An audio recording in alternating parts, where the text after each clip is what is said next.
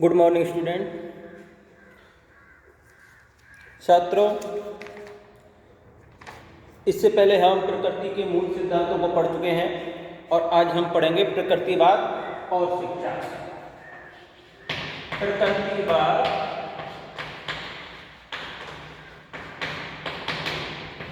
और शिक्षा।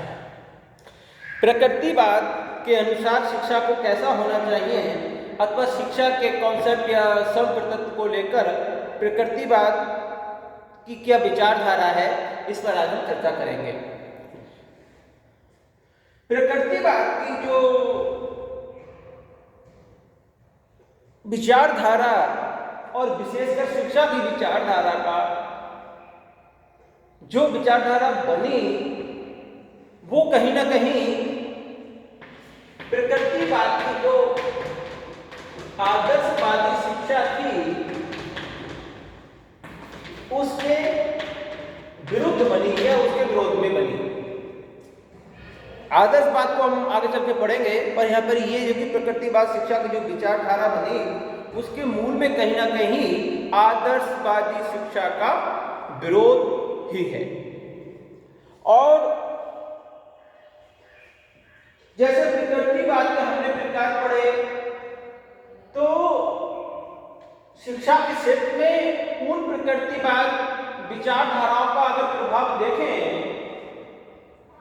तो भौतिक जो प्रकृतिवाद है उसका शिक्षा पर कोई विशेष प्रभाव पड़ा हो या ना पड़ा हो, लेकिन यंत्रवादी प्रकृतिवाद और जीव विज्ञानी प्रकृतिवाद का शिक्षा के क्षेत्र में एक विशेष प्रभाव पड़ा।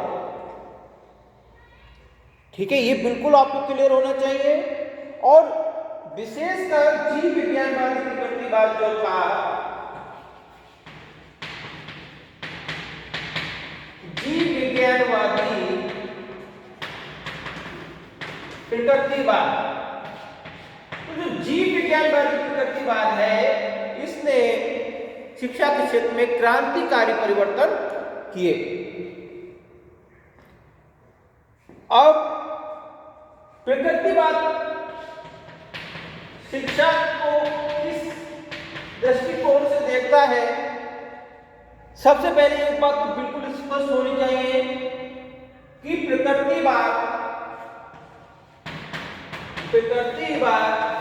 पुस्तकीय शिक्षा का घनघोर विरोधी है। ठीक है, प्रकृतिवाद पुस्तकीय शिक्षा को नहीं मानता है। प्रकृतिवाद के अनुसार वास्तविक शिक्षा वही है जो मनुष्य को उसकी प्रकृति के अनुरूप या उसकी प्रकृति के अनुकूल विकास करने एवं जीवन को सुखमय बनाने में सहायता प्रदान करे। ठीक है, तो प्रकृतिवाद के अनुसार शिक्षा क्या है? जो मनुष्य को अनुकूलन प्रदान करे और उसको सुखपूर्वक जीवन बिताने में सहायता प्रदान करे। व्यवहारवादी प्रकृतिवाद हो या व्यवहारवादी मनोवैज्ञानिक हो, उन्होंने संपूर्ण व्यवहार की जो व्याख्या की है वह मनुष्य की मूलभूत जो प्रकृतियां हैं या जो शक्तियां हैं उनको लेकर की है और उनका उदारीकरण ही शिक्षा है। मनुष्य की जो मूलभूत है, जैसे भोजन और भोजन करने के तरीके, ठीक है, रहन सहन, आत्मरक्षा, संतानोत्पत्ति, तो ये जो सब तरीके हैं इनमें उदारीकरण को ही व्यवहारवादी, जैसे मैकडॉवेल जी ने कहा है, तो इनमें वो उदारवादी करना ही शिक्षा को मानते हैं। फिलहाल हम यहाँ पर केवल प्रकृतिवाद की बात करेंगे। तो जो जीव विज्ञानी प्रकृतिवाद है वह जो व्यक्ति को नैसर्गिक शक्तियां प्राप्त होती हैं उनके विकास को ही शिक्षा कहता है। ठीक है, अगर एक साफ शब्दों में कह दें तो प्रकृतिवाद शिक्षा को वह शक्ति मानता है जो मनुष्य को इस लायक तैयार करे कि वह अपना पर्यावरण में समायोजन कर सके और अपनी आत्मरक्षा कर सके और अपने सुखपूर्वक जीवन जीने के लिए अपने आप को तैयार कर सके। जैसे कि हर्वर्ड स्पेंसर ने कहा भी है कि शिक्षा का अर्थ अंतःशक्तियों का बाह्य जीवन से समन्वय स्थापित करना है। हर्वर्ड स्पेंसर ने कहा कि शिक्षा का अर्थ क्या है? अंतःशक्तियों का बाह्य शक्तियों से समन्वय। अंतःशक्तियां जो आपकी प्रवृत्ति हैं, जो आपकी रुचि है, जो आपकी मूलभूत इच्छाएं हैं, आवश्यकताएं हैं, उनकी जो प्रवृत्ति है उनको बाह्य शक्तियों से, यानी बाह्य का वातावरण, चाहे वो भौतिक हो, चाहे वो सामाजिक हो, चाहे वो आर्थिक हो, तो बाह्य वातावरण से समायोजन करना ही शिक्षा है। ये कहा है हर्वर्ड स्पेंसर ने।